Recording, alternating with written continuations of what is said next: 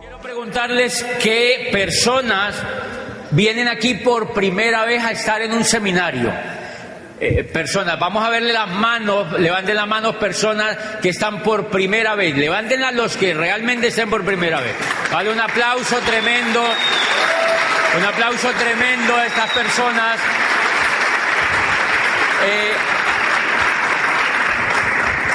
Bien, y esto nos va a servir, este seminario nos va a servir para todos, para los que ya llevamos un tiempo en el negocio y para los que vienen por primera vez, para que valoren la oportunidad que tienen en las manos.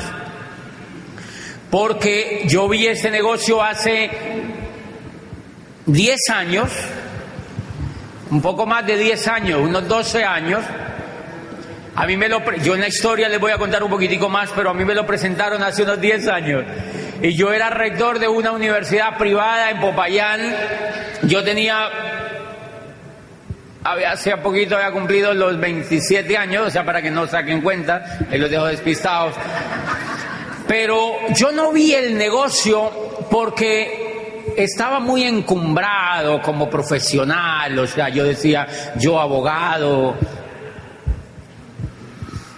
ya rector de una universidad, pues, ¿qué me voy a poner a hacer eso? Y no lo hice. Y ya en la historia se van a dar cuenta de lo que pasó. ¿Por qué no lo hice? No lo hice porque no entendía. No lo hice por carencia de información y por estar desubicado en el momento histórico en el que estaba viviendo. Porque no tenía información concreta. Porque no estaba ubicado en el momento histórico que estábamos viviendo.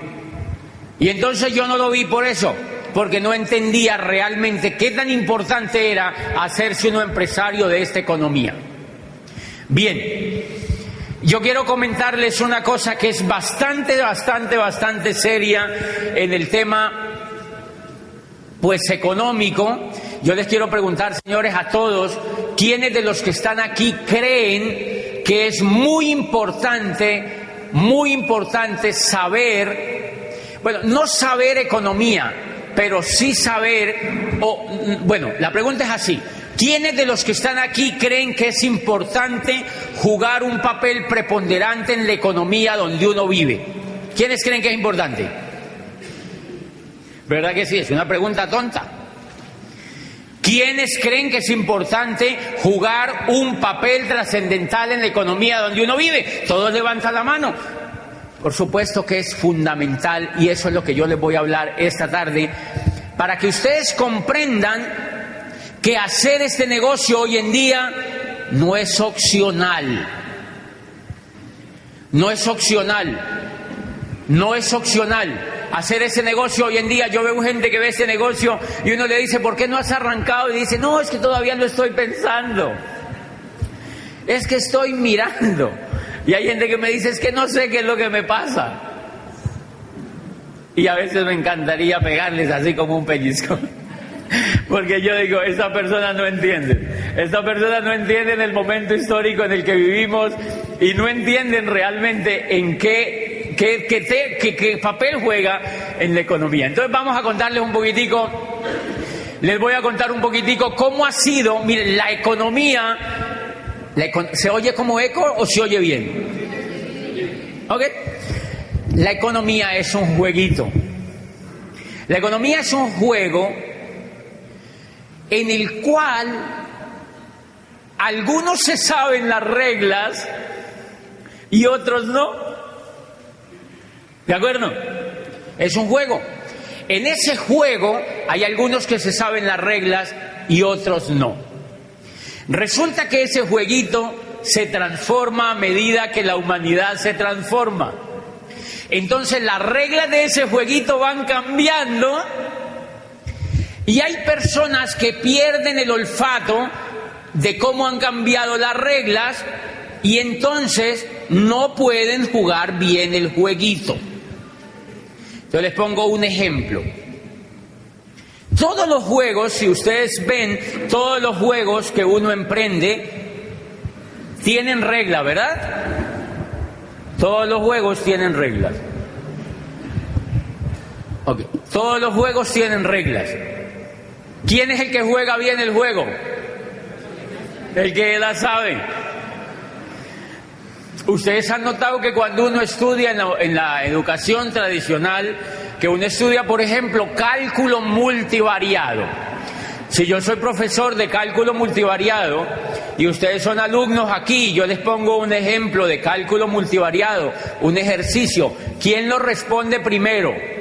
El que se sepa la regla, la fórmula, ¿ok? El que sepa la fórmula. Mira, tú puedes tener un cerebro brillante, pero si no te sabes la fórmula, ¿qué pasas? Tú dices, yo no sé qué es lo que me pasa. Yo no sé qué es lo que me pasa. Y puedes tener el cerebro brillante que tú tengas, pero no puedes solucionar el ejercicio de cálculo, porque no te sabes la fórmula. Señores, lo mismo es la economía. La economía, a medida que se desarrolla la humanidad, las fórmulas van cambiando. Y entonces el jueguito se va tornando más interesante, porque hay gente que se despista de la fórmula. Y entonces esa gente que se despista de la fórmula se queda pobre. Y la gente que aprende la fórmula juega el juego bien. Eso es todo lo que pasa. Entonces en este negocio lo lindo es que tú entras a un instituto de negocios, a toda una universidad que hay a nivel mundial, donde todo el tiempo te están enseñando dónde está la fórmula y cómo se juega un jueguito en la economía bastante interesante para jugar un papel importante en la economía. Vamos a ponerles ejemplos de qué ocurre con eso. Miren, ¿se acuerdan que en los pueblos por aquí, por ejemplo por el Quindío, se debe dar muchísimo? En los pueblos, cuando hay ferias, va una persona en la feria de los pueblos. Hay una persona que va al juego en el pueblo con una mesita a la plaza del pueblo. ¿Y se acuerdan que él lleva unas tapitas con una bolita? Y el juego se llama ¿Dónde está la bolita? Entonces él pone la tapita y pone la bolita, son dos tapitas. Y hay una gente allí que se agolpa, si vamos a mirar. Normalmente la gente, hay unos payasos que van con él, son amigos de él, se le llaman payasos. Son unos compinches de él. Yo no tenía ni idea, eso funciona así. Entonces los tipos van y el tipo dice, uno ve dónde está la bolita, le pone la tapita encima y le empieza a correr encima de la telita y dice, ¿dónde está la bolita? ¿Dónde está la bolita? ¿Dónde está la bolita? Y uno ve dónde está la bolita. Y dice, vamos a empezar con 50,000 pesos. Entonces un tipo levanta la mano y dice, aquí, 50,000 pesos. Dice, oiga, póngalos. Pone los 50,000 y levanta. Y ahí está la bolita. Y ¡fum! Y la gente, ¡wow! ¡Bravo! Si se ganó 50,000 en un momentico. Y entonces dice el tipo, entonces el ganadero, hay un mundo de gente ahí, sale el ganadero y dice, ¡wow! Esto está buenísimo. 200,000. Y ponen la bolita ahí y le ponen la tapita y dice, ¿dónde está la bolita? ¿Dónde está la bolita? ¿Dónde está la bolita? ¿Dónde está la bolita? ¿Dónde está la bolita? Y el tipo, aquí. Y la levantan y ahí no está la bolita. 200,000 pesitos. El ganadero se pone muy bravo y se va, lo insulta y salen y se van y los tipos cogen la mesita y se van para Chinchiná. Se van a tumbar otro ¿Qué fue lo que pasó? El ganadero perdió el olfato de dónde estaba la bolita. Entonces, ¿qué es lo que hacemos en este negocio? Lo que hacemos en este negocio es volvernos profesionales para saber dónde va la bolita. Y eso es lo que está ocurriendo en la economía. Entonces voy a arrancar ahora a explicarles por qué ese negocio hay que hacerlo hoy en día y no es opcional para las personas hacer un negocio de este tipo. Entonces vamos para que me entiendan el tema de la bolita, cómo ha jugado a través de la historia. Miren, yo les quiero contar una cosa que ustedes ya saben, pero la vamos a recordar. Durante toda la historia de la humanidad, siempre ha existido dinero y por cantidades alarmantes. Los babilónicos, 5.000 años antes de Cristo. Millonarios. Desde la época de Nabucodonosor II, hacían hasta los muros que nosotros hacemos aquí para las materas en ladrillo y cemento, allá lo hacían de oro. O sea, ellos no eran como nosotros. Los muros los hacían de oro. Y las estatuas de los libertadores de las ciudades no los hacían de barro como los hacemos nosotros, los hacían de oro. Eran millonarios, eran millonarios. ¿Había dinero? Había mucho dinero. Y desde el tiempo de los egipcios había montones de dinero, los babilónicos, los romanos, y desde el tiempo de los griegos y durante todas las etapas del desarrollo del hombre sobre la tierra, siempre ha habido riqueza. Lo que pasa es que esa riqueza solamente la manejan los que saben dónde está la bolita. O sea que el tema de la pobreza y la riqueza es que uno pierde el olfato de dónde va la condenada bolita, eso es todo. Y eso simplemente es lo que ha ocurrido. Entonces, mire, hemos vivido 3 etapas durante todo el desarrollo de la humanidad, 3 etapas fantásticas, desarrollos de eras económicas, o sea, el juego de la bolita, digamos que el juego de la bolita primero se llamó parqués, y entonces después cambiaron la regla para jugar el parqués, la segunda vez, y ya vamos en la tercera cambiada de reglas para jugar ese parqués. ¿Cuál es el problema? Que hay gente que está jugando el parqués con la fórmula de la primera y dice, ¿qué será lo que me pasa? Hello.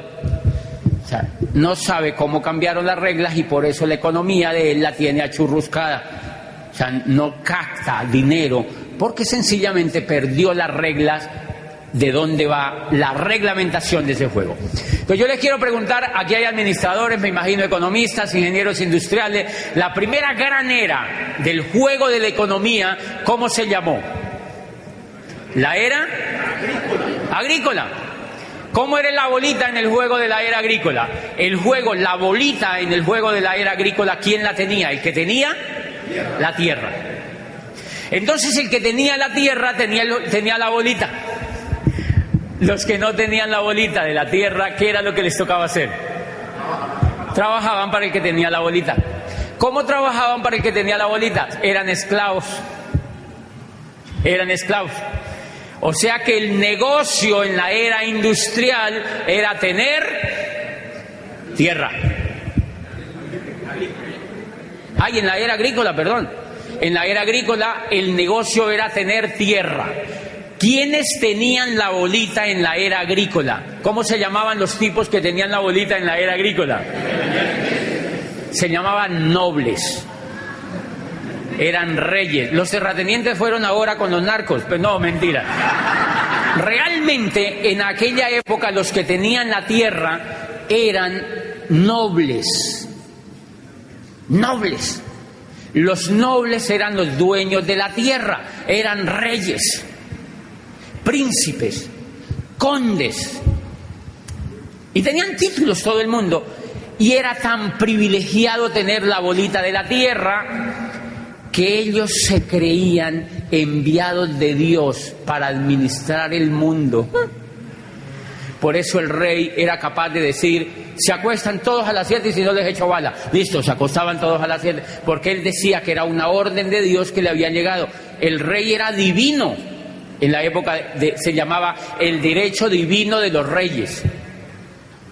Se llamaba el derecho divino de los reyes. O sea, la legislación que existía durante toda la era agrícola era lo que al rey se le diera la gana pensar.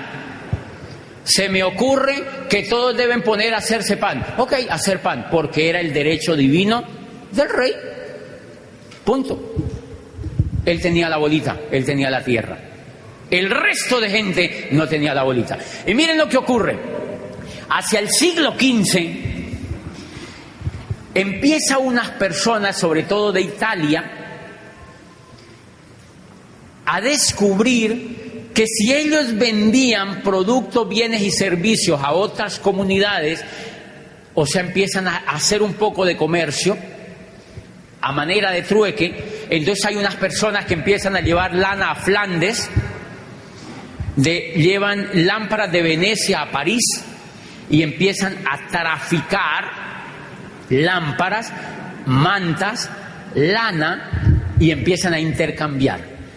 Y resulta que a estas personas les empieza a sobrar, del trueque que hacen, les empieza a sobrar riqueza, les empieza a quedar lo que hoy llamamos como plusvalía, lo que se llamó después como plusvalía.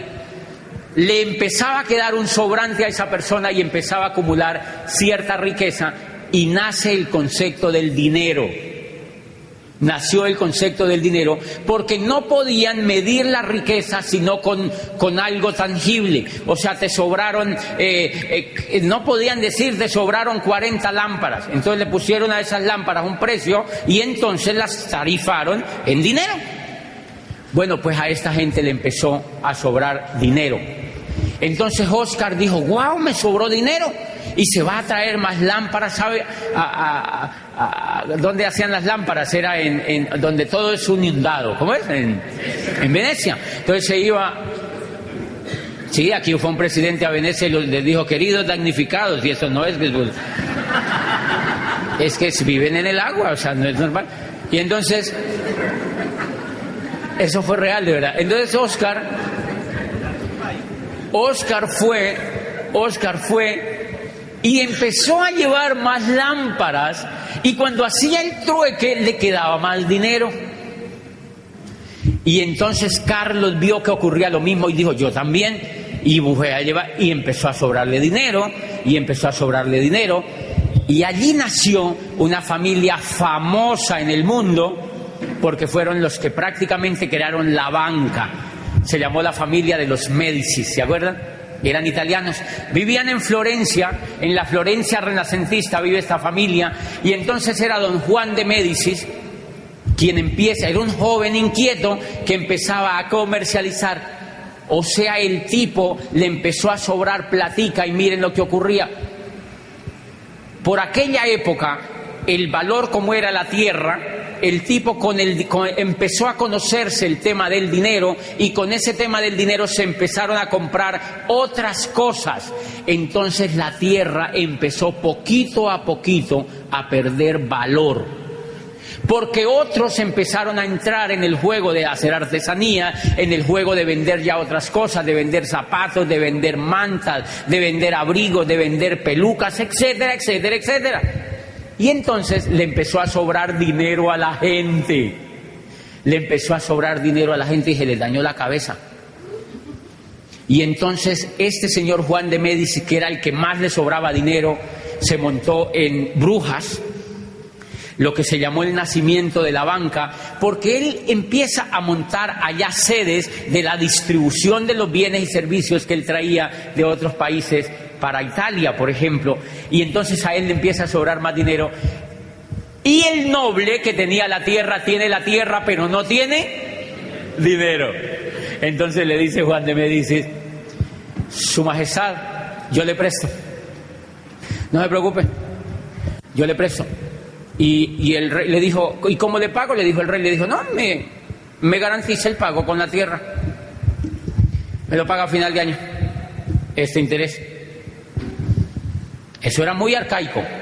Le prestaba al rey o al príncipe, él se iba, le hacía un documento por la tierra, normalmente eran verbales, porque existían los condottieri, ¿se acuerdan? Que eran ejércitos mercenarios. O sea, si no pagaban tranquilos, los mataban, o sea, no pasaban. O sea que eso no es nuevo, eso no es nuevo. Entonces ellos tenían su propio ejército, y un ejército de eso, nada menos que el conde Felipe Visconti, que vivía al norte de Italia, en Milano, se hizo amigo de un tipo muy joven, muy grande, era un condottiere, era como un militar, y le dijo, venga para acá, trabaje para mí. Y este señor después se casa con su hija y se llamó Francisco Sforza, ¿se acuerdan?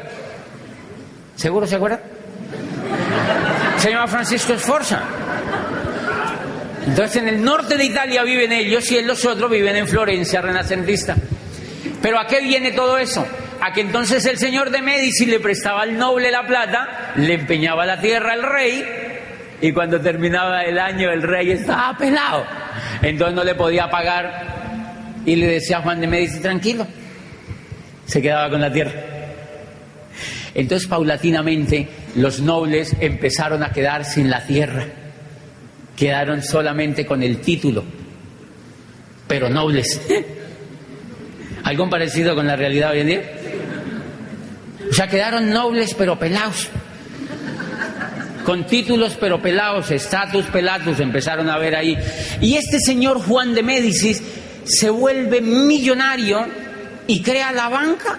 Se inventó la banca porque dijo, mira, empecemos a prestarle plata a todo el mundo y se la prestamos a interés, y el que no pague lo embargamos, punto. Y allí nació la banca. Ay, eso ha funcionado también. Eso fue una idea preciosa, porque miren ese mundo de bancos que hay, se lo inventó Juan de Médicis. Señores, estaba naciendo la segunda era, y estaba muriendo la primera era. La mayoría de la gente entonces empezó a hacer lo mismo, a comercializar, y muchos esclavos que eran esclavos durante la era agrícola empezaron a aprender a mercadear productos, bienes y servicios, y empezaron a tener dinero, y al tener dinero se liberaron. Pero hay una cosa muy interesante: a estos señores que les sobraba mucho el dinero, sobre todo a los Médicis y a estas familias que les sobraba mucho el dinero, dijeron, bueno, ¿qué hacemos ahora? Nos está sobrando el dinero, ¿qué hacemos con este dinero? Y la gente está demandando productos, bienes y servicios. Y adivine qué montaron. Las primeras fábricas pequeñitas empezaron a fabricar cosas, empezaron a fabricar cositas, empezaron a fabricar abrigos, empezaron a fabricar zapatos en serie, empezaron a hacer cobijas, empezaron a hacer trajes de lana, etcétera, etcétera, etcétera. Señores, y la gente se empezó a dedicar a montar pequeños negocios propios en sus casas, en las esquinas, y los que tenían dinero montaron fábricas. Pero había un problema complicado. La gente le empezó a gustar esto, y la era agrícola empezó a no ser competitiva, y entonces la gente empezó a montar empresas, sobre todo fábricas. Y allí, ¿qué estaban haciendo? La segunda era. ¿Cómo se llamó? La era industrial. Y miren el origen de esa era. El origen de esa era cambió todo el juego de la bolita. Ahora ya la bolita no la tenían los que tenían la tierra, sino que la tenían los que tenían el dinero. Por eso se llamó la era capitalista, señores, porque el soporte de la era industrial fue el capital. Y entonces, con ese capital, ¿qué montaron? Fábricas, montaron empresas. ¿Ok? Sigue el juego de la bolita. Los que no tenían dinero, ¿qué les tocó hacer? Trabajar para los que tenían dinero. Y bueno, ahí cambió el juego de la bolita para el resto. Había un problema tremendo, porque cuando...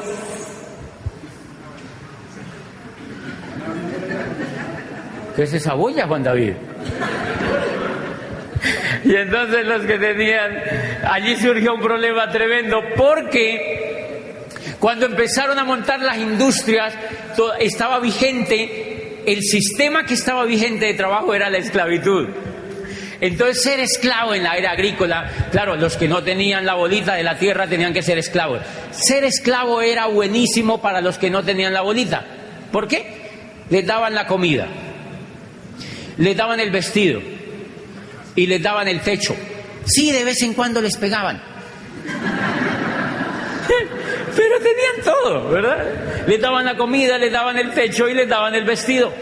Cuando empiezan a hacer la industria, cuando Watson perfecciona la máquina de vapor y empiezan a adaptar la industria, dicen, eso con esclavos no se puede hacer, porque los esclavos eran perezosongos. Los esclavos eran perezosongos, y con esclavos eso no se puede hacer. Entonces los ricos tuvieron una brillante idea, los que tuvieron la bolita. Dijeron, liberemos a los esclavos. Y empezaron paulatinamente a liberar a los esclavos. Y dijeron, y ahora contratémoslos mediante un sueldo, para que se gasten la plata en lo que ellos quieran, pero en los negocios de nosotros. Qué lindo, ¿verdad? Y entonces mandaron a todo el mundo, liberaron a los esclavos. Váyanse a hacer lo que quieran. Muéranse de hambre, no importa. Y los que quieran trabajar, vengan para acá, yo los contrato. 1, primera condición, le pago lo que a mí me dé la gana porque yo tengo la bolita, usted no la tiene. Entonces estos señores empezaron a pagarle a la gente lo que les daba la gana. Y la gente se empezó a morir de hambre en las calles de París, de Londres, de Florencia, de Roma. Se morían de hambre porque les pagaran, digamos, como lo que es hoy, 50.000 pesos. Entonces la gente con eso tenía que vivir, la cultura, tenía que ir a comprar, tenía que pagar la educación y el techo y el abrigo. La gente no podía ni comer con eso y se empezó la gente a morir de física hambre y apareció la primera revolución del trabajo posteriormente, ¿se acuerdan? La gente se rebotó y salió a la calle. ¿Saben qué hicieron? Quemaron las fábricas en Londres. Quemaron fábricas completas en Italia. La gente rebotada, o sea, los nuevos esclavos. Ahí nació la evolución de la esclavitud. Ya no los llamaban esclavos, los llamaban empleados. Más elegante, fíjense. Lo llamaron empleados. Y entonces se rebotaron los empleados, los trabajadores, quemaron las empresas y exigieron que las cosas cambiaran. Entonces el incipiente gobierno, que ya era un poco más civilizado, ya no eran muchos los reyes porque ya habían empezado a perder poder porque ellos ya no tenían la bolita. Entonces ya el que gobernaba en Florencia era Juan de Médicis. El rey lo mandaron para el carajo porque él perdió la bolita. ¿Quién lo mandó a no saberse la regla? Entonces chao al rey. Y Francisco Sforza en Milano se hizo el duque. Felipe Visconti murió, lo enterraron y él se casó con la hija de Felipe Visconti, era un soldado de él. Y entonces Felipe Visconti se murió y Francisco Sforza lo proclamó el Consejo de Milano como el nuevo duque de Milán. Francisco Sforza, el que tenía la bolita. Y en Florencia proclamaron a Juan de Médicis y toda esa gente. Ok, cuando la gente se rebota, cuando los trabajadores se rebotan, exigen que cambien las condiciones y el incipiente gobierno entonces sale y dice, ok, ustedes pueden contratar a la gente, la pueden emplear, pero mínimo les tienen que pagar el salario mínimo. Y ahí nació el salario mínimo. Ese es el origen del salario mínimo. Empezaron a tener una noción del salario mínimo. Les dijeron mínimo, les tienen que pagar lo mínimo. Adivinen por qué el salario mínimo es salario mínimo. Para que la gente no se vaya a morir de hambre.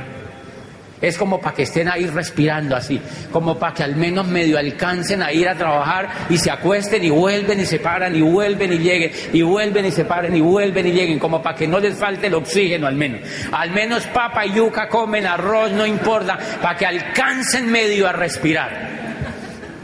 ¿Ok? Y les hicieron una segunda prohibición. Les dijeron, ustedes pueden seguir empleando a la gente, les tienen que pagar mínimo el salario mínimo. Y segunda prohibición, no les pueden pegar. Por eso a los empleados no le pegan. Por eso es que a un empleado no le pegan. No le pegan físicamente, pero le pegan psicológicamente. O sea, la violencia cambió. Adivinen qué fue lo que pasó. Sencillamente la esclavitud evolucionó porque perdieron el olfato de dónde iba la bolita. Y hubo una gente que sí supo para dónde iba la bolita y se volvió industrial en esa época. Y entonces hay una cosa que yo les quiero explicar a partir de ese momento. Para eso les cuento esto. Miren, la era industrial estandarizó todo. Trajes en serie, zapatos en serie, correas en serie, cachuchas en serie. Aquí se puede decir cachucha, ¿verdad? Ok. ¿Sí? Es que como yo acabo de venir de Argentina, imagínate. En Argentina cachucha es el órgano femenino, imagínate. Entonces yo allá le dije a una señora, ay, qué linda cachucha. Y la señora me miró re mal y dijo, ay, ¿cómo así la señora? No se puede decir cachucha ya. Casi me muero de la pena allá porque allá no se puede decir cachucha.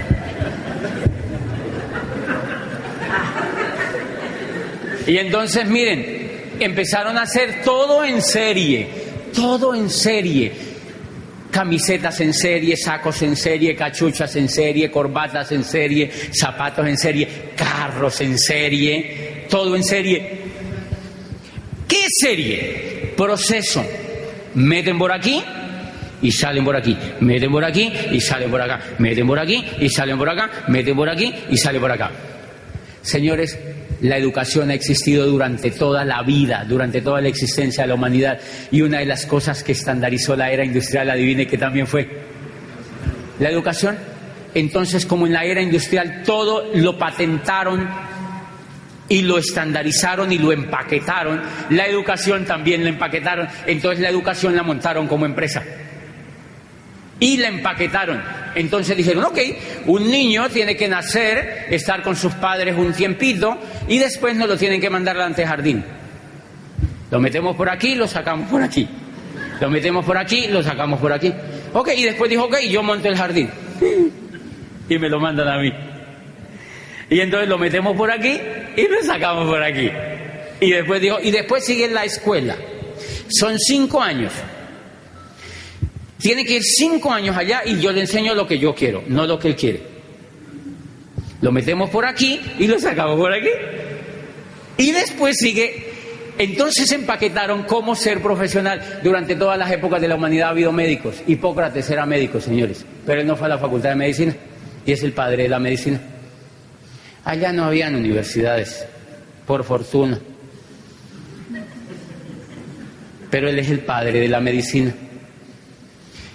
En la era industrial dijeron, empaquetemos la medicina y la vendemos como producto. Los metemos por aquí, les hacemos ir 10 semestres por aquí, por aquí, por aquí, por aquí, por aquí, y los sacamos por aquí. Psicología como proceso, enfermería como proceso, administración como proceso, como si fuera fabricando salchichas. Igualitico como si fuera una fábrica de salchichas. Entonces empezaron a sacar médicos, abogados, ingenieros, médicos, abogados, ingenieros, enfermeros, profesores, médicos, filósofos, economistas, igualitico como salchicha. Y va. Y la mentalidad de todo lo que sacaron era para que se adaptara a la era industrial. ¿Qué necesitaba la era industrial? Empleados profesionalizados. No necesitaban industriales, ni necesitaban empresarios. ¿Para qué yo voy a educar un empresario si el empresario soy yo? Usted lo que tiene que ir a estudiar para que me haga caso a mí, punto, y se acabó, para que trabaje para mí. Por eso entonces la educación, en ninguna parte le hablan a usted de que usted estudia para que se vuelva empresario. Le dicen, no, cállese y sigue estudiando, porque usted sale a trabajar para otro. Entonces miren los títulos: administrador de empresas. No le dicen creador de empresas, sino administrador de empresas. O sea, para que sea pobre toda la vida, para que le administre la empresa a otro. Porque usted lo vamos a educar para que usted sea pobre, para que trabaje para otro, punto, y se acabó. Y yo le pregunto a los jovencitos, ¿qué estudias? Administración de empresas. Y yo digo, ay, Dios mío, si supiera. Hello. Pero yo no sabía esto, señores.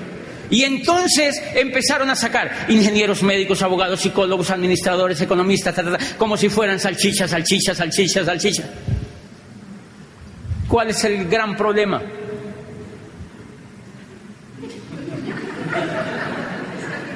Eso parece una procesión cada rato, ¿verdad? Y todo el mundo es mirando el muñeco a ver para dónde se lo lleva. Ok, tranquilo, Carlos Mario, no se ponga nervioso, siéntese otra vez. Ah, no, no es Carlos, es Mauricio. Miren, interesante lo que pasó. ¿Qué ocurrió? Claro, la era industrial le dice a la gente, si usted quiere ser competitivo y no tiene la bolita, vuelva a ser profesional. Señores, porque la gente entendió que para ganar la bolita tenía que hacer algo. ¿Y qué hicimos? La era industrial nos dijo, vuelva a ser profesional. Vuelva a ser profesional. Y han visto que uno como profesional muerde un pedazo de la bolita, pero no muerde la bola completa, ¿sí me entienden? Porque uno lo que hace es pegarle mordisquitos a la bolita, ¿sí me entienden? Uno todo el tiempo es pegándole mordisquitos a la bolita, porque uno no tiene coco para ser empresario. Porque a uno no lo han educado para ser empresario, sino que lo educaron es para que trabaje para otro. ¿Están de acuerdo conmigo o no? Por eso en las universidades no enseñan a ser empresario, no enseñan a ser empresario, no enseñan a ser empresario. ¿Por qué? Porque para eso no se inventaron la universidad. La universidad es una creación de la era industrial, es un perfeccionamiento de la era industrial para formar empleados. Por eso dice Kiyosaki, el peor consejo que usted le puede dar a un muchacho hoy en día es que vaya a la universidad para que saque un cartón. Entonces, ¿qué fue lo que pasó, muchachos? Que la gente empezó a profesionalizarse, salchicha, salchicha, salchicha, salchicha, salchicha, salchicha, salchicha, salchicha, y la era industrial empezó a acabarse. Se acabó la era industrial y las universidades siguieron salchicha, salchicha, salchicha, salchicha. Y las salchichas ya nadie se las quiere comer. Las salchichas ya nadie se las quiere comer y siguen las universidades. Salchicha, salchicha, salchicha, salchicha, salchicha, salchicha, salchicha, salchicha. Las universidades, nadie se quiere comer ya la salchicha y eso se llama crisis. ¿Quién le dijo a usted que se hiciera salchicha? ¿Quién le dijo a uno que se hiciera salchicha? Carencia de información. Carencia de información. La bolita cambió y uno siguió haciéndose salchicha. Señores, ahora ustedes dirán, ay, él tan resentido. Pues miren, yo les cuento lo siguiente. Yo me hice abogado, salchicha, y como a mí no me iba bien en la vida, yo veía todas esas salchichas varadas y una que otra salchicha por ahí medio bien, pero con deudas, deudas, deudas, y una casa prestada y un carro fiado y un divorcio en camino y todo el mundo agarrado y con deudas y quebrados y la gente ya viejita, la salchicha en las mismas. Y yo decía, hombre, a mí no me gusta ese estilo de vida. Yo no sabía, no había leído a Alvin Toffler, señores. Yo no había leído a un hombre que se llama Alvin Toffler, que se llama La Tercera Ola, y allí te explica ese problema. Yo no había leído eso, porque las salchichas en la salchichería no leían esa vaina. Y entonces miren lo interesante, yo me hice salchicha y me gradúo y me ponen pues el condoncito ese que le ponen a la salchicha, que es el grado, y me mandan para allá a ver cómo le va. Y uno dice, y los profesores, entonces nosotros, es increíble, yo era rector de una universidad y graduábamos gente todo el tiempo, eran así auditorios gigantes, y yo era el rector así acá sentado todo circunspecto, y todos los aquí, los decanos y los profesores y los padres de familia, ya todo el mundo, y entonces nosotros graduábamos y pasen salchichas, pasen salchichas, pasen salchichas, pasen salchichas, y entonces uno lo graduaba y uno les daba un abrazo, una palmada en la espalda y decía, vayan a ver, ¿para qué consigue? Y uno se quedaba allá así. Porque los únicos que teníamos empleo éramos nosotros. Pero yo no sabía el problema, señores. Yo no lo hice de mala fe y les pido perdón. Yo no sabía el problema que había ahí porque me gané.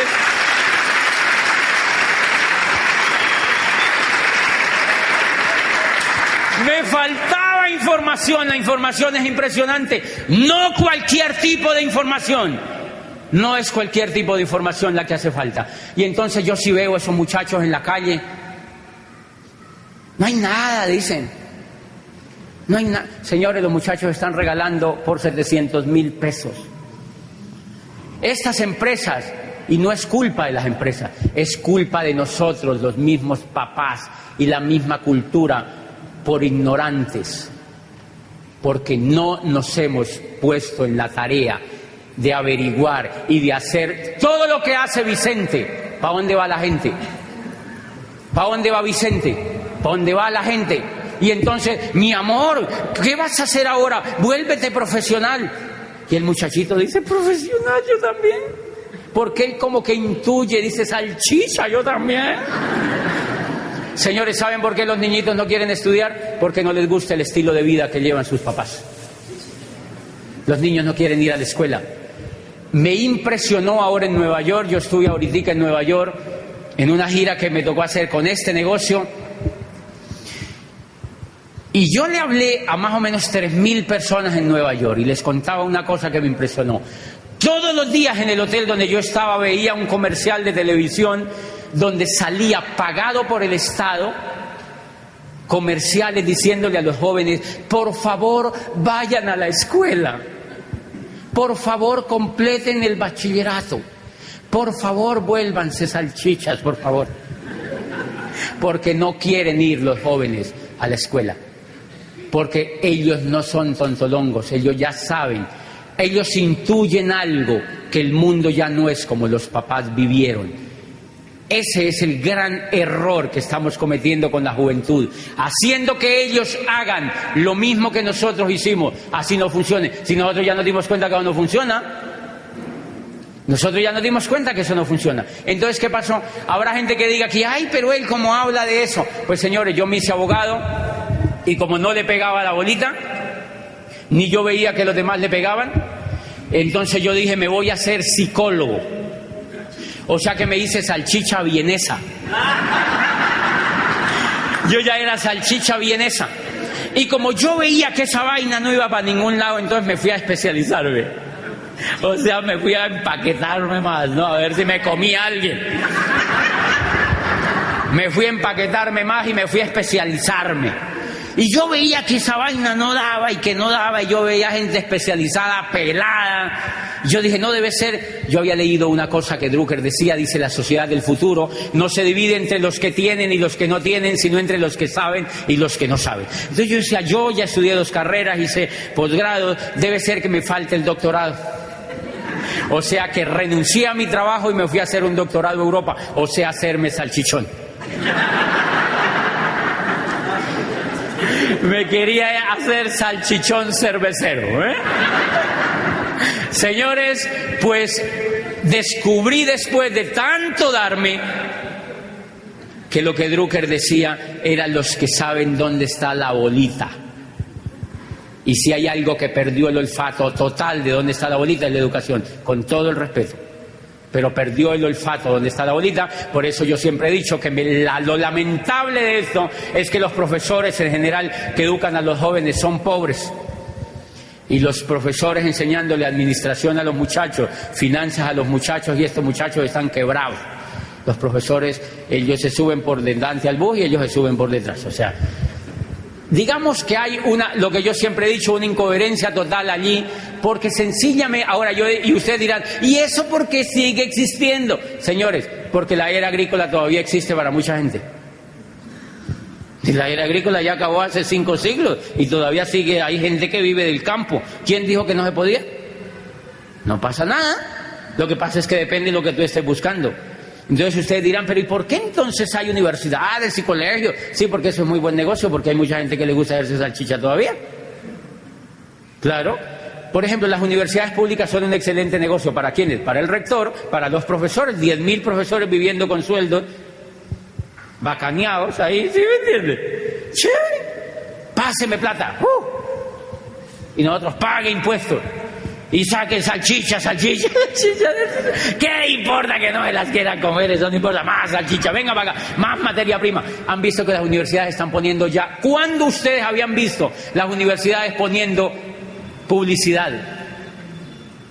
Yo llego a mi Popayán querida y yo veo en la universidad donde yo estudié una valla gigante: venga a estudiar una carrera del futuro. Y yo digo, ay, esas salchicherías están como mal ya, porque tienen que ponerle a la gente ya publicidad como si fueran cremas de dientes las carreras, porque los muchachos no quieren. Los muchachos no quieren. Bien, ¿a qué viene todo esto? ¿A qué viene todo esto? A que en este negocio, señores, y me encanta, yo ahorita me presentaron un muchachito que tiene 17 años y él está decidiendo estudiar su carrera. Yo digo, pues estúdiela, o sea, hágale. Vuélvase salchicha, mi amor, o sea, hágale. Pero después no se queje. Si a mí me hubieran dicho esto antes, entonces ¿a qué viene todo esto?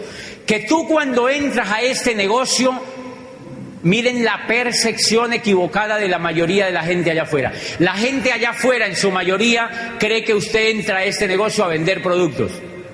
¿Sí me entiende? Señores, lo principal que usted entra a este negocio es hacer una carrera profesional para hacerse empresario de la nueva economía. Y eso está por encima de cualquier carrera, señores. Ese es el privilegio al ingresar a un negocio como esto, y por eso yo descubrí este negocio. Miren el libro que yo tengo en la mano. Los nuevos profesionales. Se llama El surgimiento del network marketing como la próxima profesión de relevancia. O sea que este muchachito que me preguntó hoy si él le gusta este negocio, él podría darse el lujo de no hacer ninguna carrera y estudiar esto como una carrera profesional, porque aquí no le van a dar título.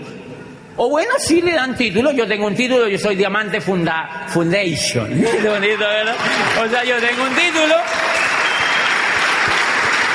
Señores, y Rodrigo y Gloria Correa tienen un título que se llama también Diamante Fundador. Y ellos hablan por el mundo. Y ellos no fueron a la universidad. Pero miren lo interesante. Estos señores tienen el estilo de vida que cualquier salchicha le encantaría tener. Yo vivo con ellos viajando. En Las Vegas nosotros dijimos, ay no, la gente, ¿por qué será que no hace esto? En Las Vegas nosotros felices allá. Y ahorita que yo estuve en Nueva York, a mí me impresionó porque yo estaba hablándole a 3.000 personas en pleno Manhattan, enseñándoles un colombiano cómo hacerse empresario de esta nueva economía. Y yo decía, qué privilegio, Dios mío, qué privilegio. Y como rector de esa universidad en Popayán, a mí no me invitaban ni al Bordo Cauca, mi amor. Me invitaban era a Santander de Quilichao, Titiribí, o sea, ¿sí me entiendes? Y ahora, como diamante de este negocio, hablando en pleno Manhattan sobre la nueva economía.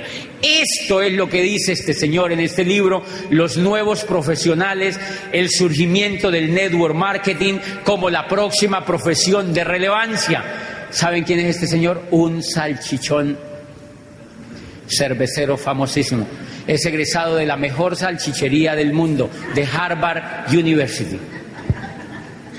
Es egresado de Harvard, que es la mayor salchichería, la salchichería más prestigiosa del mundo.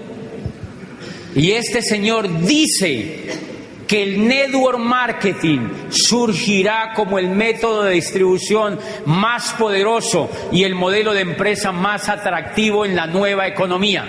Y dice que las universidades en el futuro van a enseñar network marketing como carreras profesionales.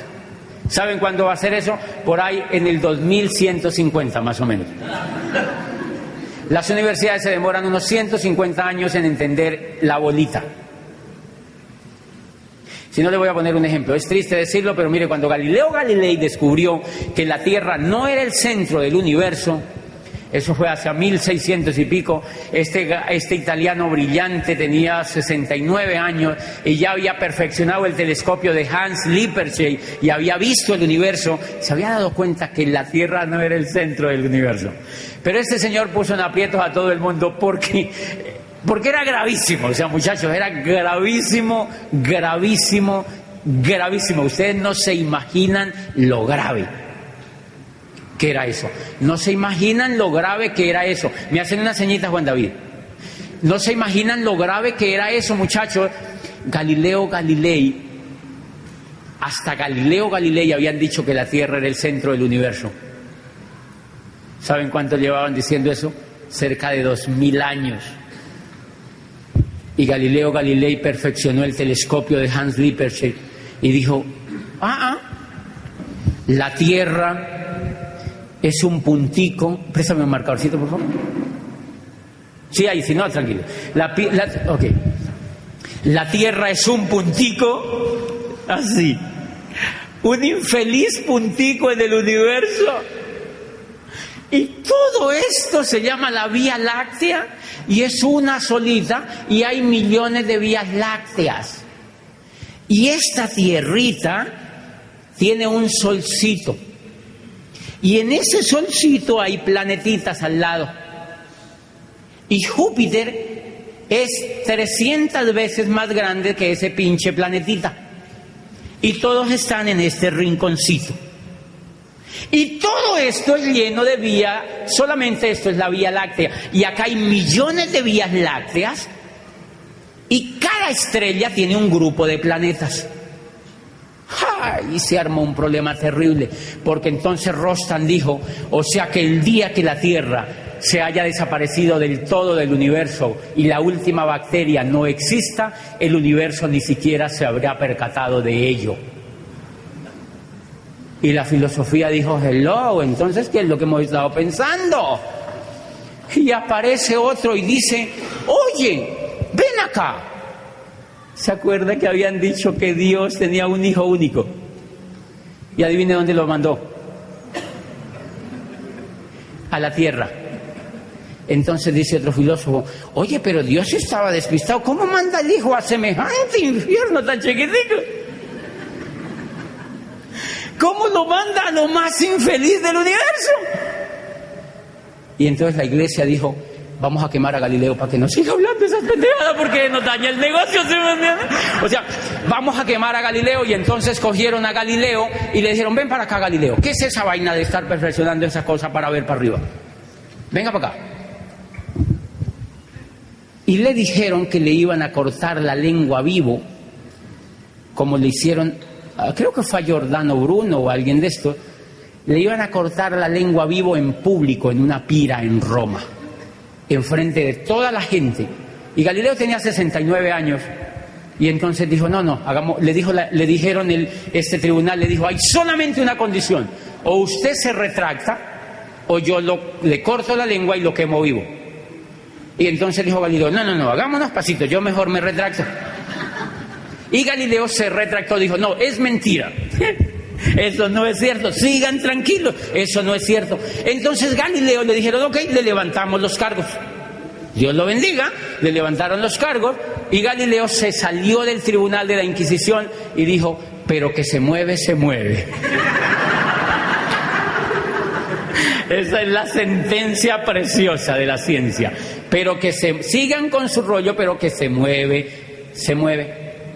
Después Newton, que tuvo tiempo para pensar, perfeccionó la teoría de la gravedad y eso ya no tuvo remedio, todo el mundo se dio cuenta. Y entonces, señores, a partir de ahí empezó el mundo a cambiar. Y miren, para que vean el tema de la educación tan horrible que nos pasa. Las universidades se tardaron 150 años en aceptar que la Tierra no era el centro del universo.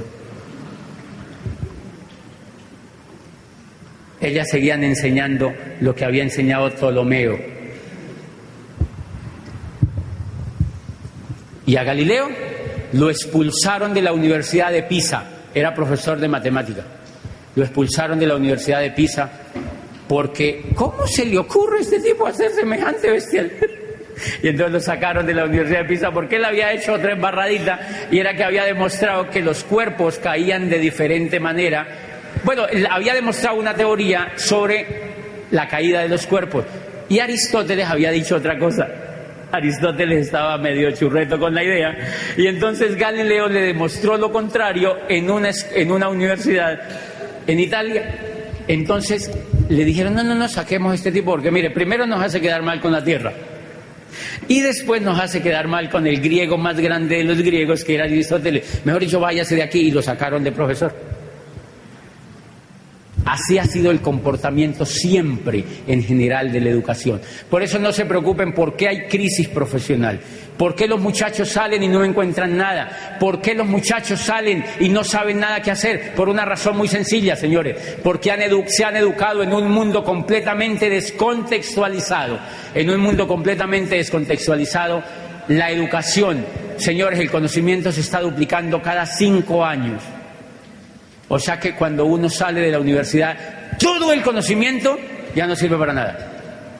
Porque el esqueleto donde está montado ese conocimiento ya no es coherente para eso. O sea que uno sale con el título, pero para mostrárselo a la gente. Porque no le funciona en la práctica, en la realidad, lo que uno ha estudiado. Y a eso viene entonces mi reflexión esta tarde. Señores, es tiempo de cambiar y es tiempo. ¿Qué fue lo que yo hice? lo que yo hice fue descubrir que en este negocio había una oportunidad de hacerme profesional. Había una oportunidad de hacerme profesional. ¿Quiénes estarían dispuestos a dar lo que sea por hacerse profesionales para encontrar la bolita de mejor manera? Ok, eso es lo que vamos a hacer con ustedes, señores. Lo que hacen los líderes con nosotros es trabajar de la mano mediante la referencia de otros líderes que se han vuelto profesionales para hacerse profesionales competitivos en la nueva economía. Y ese es el papel que yo hago todos los días. El papel que yo hago todos los días, cuando auspicio a una persona, más allá de que haga cualquier cosa en el negocio, es hacerle entender que ella puede hacerse profesionalmente competitiva en una industria. Pero miren, muchachos, este negocio le brinda a uno la posibilidad de hacerse profesional, y cuando yo digo profesional es como para que más o menos equilibren el término, para que entiendan, porque tenemos el disco de lo que viene de allá afuera, pero es para que nos hagamos competitivos en la economía que estamos viviendo. Y una de las cosas que usted puede hacer es este negocio. Con la educación que yo he recibido de este negocio, una de las cosas que pude hacerme fue diamante. Pero todo el bagaje educativo me pone competitivo ante el mundo que vivo hoy en día. Esa es la riqueza que nosotros tenemos en las manos. O sea, la persona que se eduque en este negocio es competitiva para que haga este negocio y solucione el problema de la bolita, pero además para que sea competitiva en lo que hace, porque va a ser un líder, porque lo van a formar como un líder, porque lo van a formar como un empresario, y cuando uno habla de formarlo como un empresario, uno se está refiriendo a que a esa persona le van a generar una inteligencia superior para que sea competitiva. La buena noticia que tenemos es que esto cada vez se pone mejor. Esta compañía que nosotros estamos trabajando es la grande del mundo, la número 1 del mundo. Y este señor, en el capítulo 7, yo quiero pedir, ¿quiénes se han leído este libro? Muy poquitos. Otra vez, ¿quiénes se han leído este libro? Pónganselo de tarea. Si quieren entender qué es lo que van a hacer, léanse este libro. Este señor en el capítulo 7 dice que la compañía número 1 del mundo que hace network marketing, uno de los negocios más prósperos en la nueva economía, es Amway Corporation. Y esta compañía, señores, acaba de renovarse totalmente. Y una de las cosas que acaba de lanzar es la universidad que, en mi concepto, es la más importante que va a existir en la nueva economía. Se llama Instituto de Negocios de Amway. Así se llama, Instituto de Negocios de Amway. ¿Saben quiénes son los profesores? Dale un aplauso porque eso es impresionante.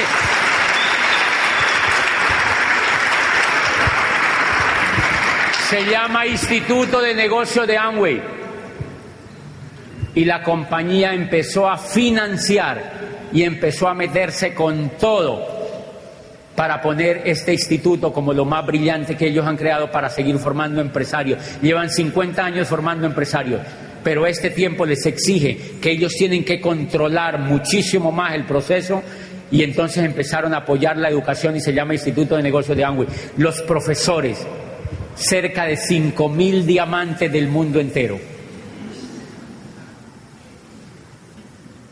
Y más de 50.000 esmeraldas en el mundo. Más de 50.000 esmeraldas en el mundo entero y cerca de 5.000 diamantes, o sea, personas libres financieramente, van a ser los profesores de tus hijos y van a ser los profesores de tu madre, bueno, sí, de la suya, y van a ser profesores de tus vecinos y van a ser profesores de tus amigos. Ese es el equipo que tiene Amway para formar los nuevos empresarios del futuro, y a eso es que te han invitado a que seas profesional de este negocio y te dan el vehículo para que alcances la prosperidad financiera.